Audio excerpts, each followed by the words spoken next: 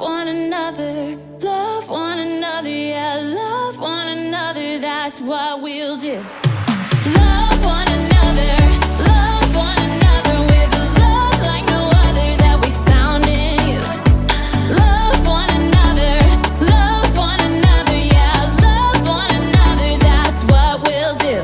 We're alive to love one another. We're alive with love like no other. We're alive, we're sisters and brothers. We're alive to love one another.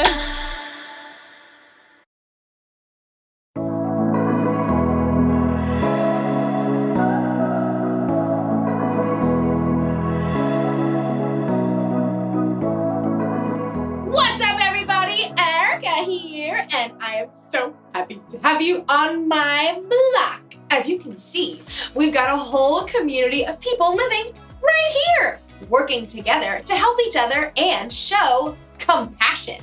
Compassion is caring enough to do something about someone else's need. Every person is made in their own unique way, and every person can use what they have to show compassion. You want to see? They can build things. Ooh, I know. They can fix things. And even make people feel safe. Everybody has a part to play. And there are clues, even when you're young, to help you know what your part is. For instance, you might like to help your parents out around the kitchen. Someday you may be a chef. Or maybe you like building things out of Legos. You might grow up to be a construction worker. Oh, these are not toys. What if you really love animals? Oh, how cute! Someday you could be a veterinarian. Oh, even cuter! If you look really close at what you're good at and the gifts you've been given, you might get a glimpse of what you'll be like when you're older. Or, like you'll see in today's story, God can use what you have right now to do something miraculous. I'm not sure what I have to give, but I hope it involves a cute puppy. I'll see you next time.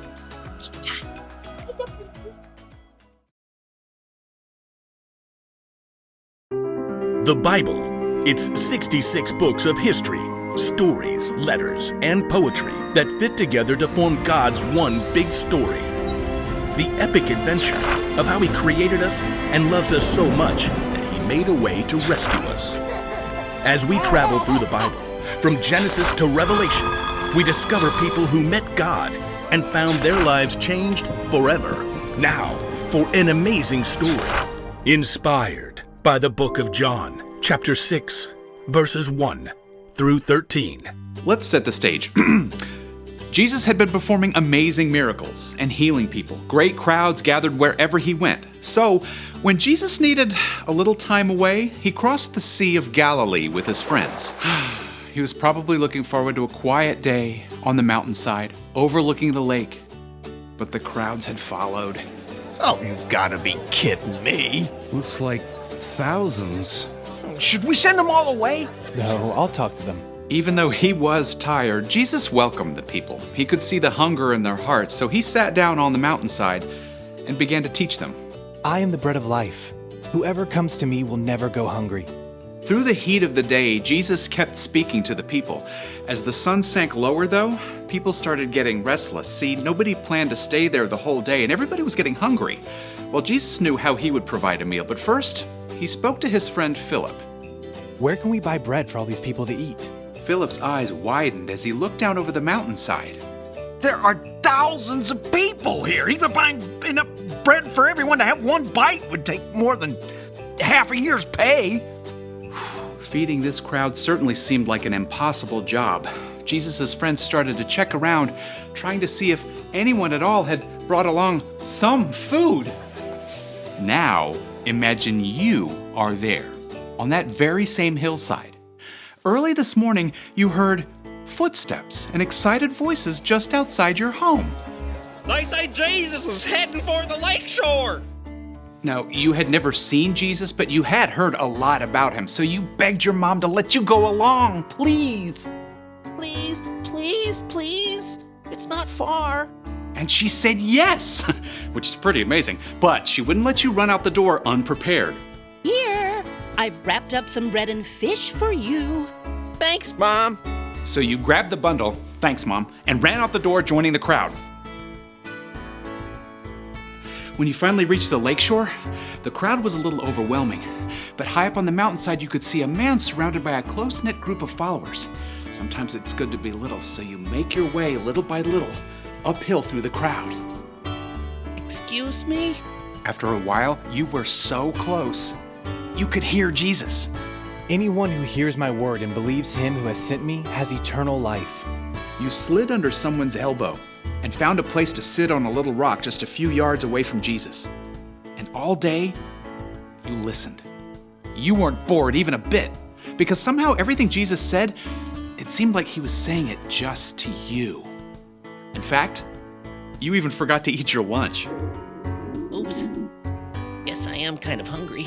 Now you can see other people are getting hungry too.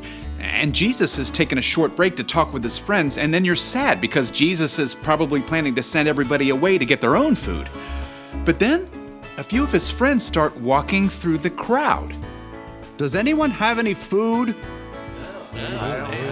Nothing here, I'm sorry.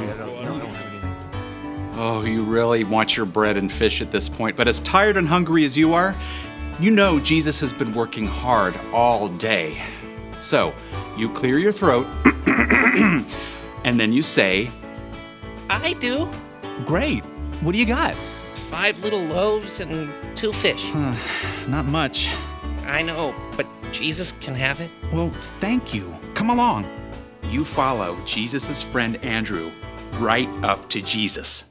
Here's a boy with 5 small loaves of barley bread and 2 small fish. It won't go far in such a large crowd. Jesus turns and looks right at you. He can see you're hungry and that you've chosen to give up your lunch anyway. And then he smiles. It's the best thank you you've ever gotten. He reaches out his hands and you give him your food. Then Jesus turns back to his friends. Have the people sit down. Jesus' friends exchanged surprised glances, but then they started gesturing to the crowd. All right, everyone sit down. Plenty of room. Like a slowly rolling wave from front to back, you see all the people sit down. Then, right beside you, Jesus takes your 5 small loaves of bread and 2 small fish, and he lifts them up to heaven. Father, thank you for this food you've given us. Then, Jesus takes the loaves and breaks them. He begins handing them out to his friends and to the people in the first rows on the ground. He does the same with the fish. You even get some of your own bread and fish back. Yum. You look around and you can see Jesus' friends still handing out pieces of fish and bread to the crowd. But this is way more than what I gave to Jesus. Soon, it seems like the entire crowd is eating dinner. Your own stomach is already full, and you still have bread and fish left over. As the people around you begin to finish their meals, Jesus calls his friends again. Gather the leftover pieces. Don't waste anything. You watch in amazement as Jesus' friends go through the crowd with large baskets. And sure enough, lots of people have extra bread and fish to drop inside. When the men finally return to Jesus, they've collected 12 full baskets of leftover fish and bread. That's impossible. But you know it happened because you saw it and because you've met Jesus. Nearby, a man exclaims, This must be the prophet who's supposed to come into the world.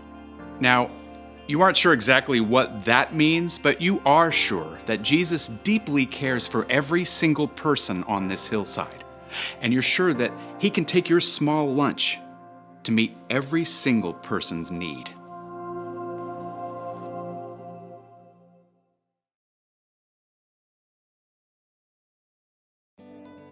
When the boy showed up to see Jesus on a mountainside with a crowd of over 5,000 people, it probably never crossed his mind that he could be part of a miracle. All he had to offer was 5 loaves of bread and 2 fish, and God used it to feed everyone. You never know what God's going to do when you use what you have to help others. So, what do you have? Do you like to entertain people? And Are you good with animals? Do you like to make things grow? Do you enjoy serving others? Everybody has something they can use to help others. Could be all you need are these, your hands. Your hands can help lift things, clean things, and repair things. Something else you have is this, your brain.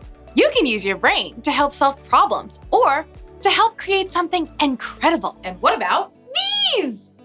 Your ears. Sometimes to help others, all you need to do is listen. And then these, your elbows. I'm not really sure what you can use your elbows for. Oh, I got it. You can use your elbows to help a small child find their parents in a crowd. Excuse me. Nailed it. The one thing to remember today is this. Use what you have to help others. You don't have to wait until you're older. God can use even the smallest things to make a big difference. I just thought of another use for your elbows. The chicken dance. Your turn.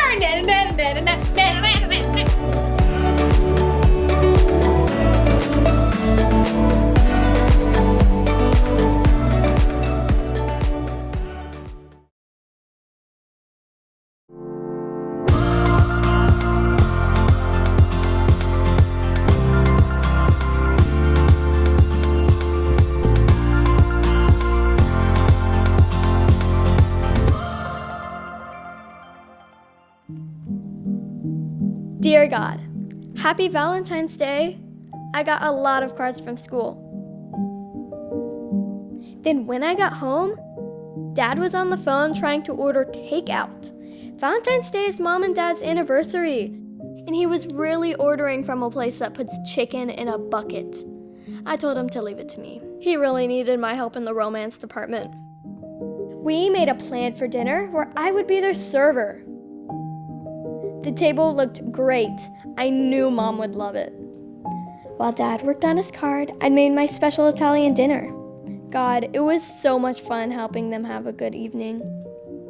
Dad even wore a suit.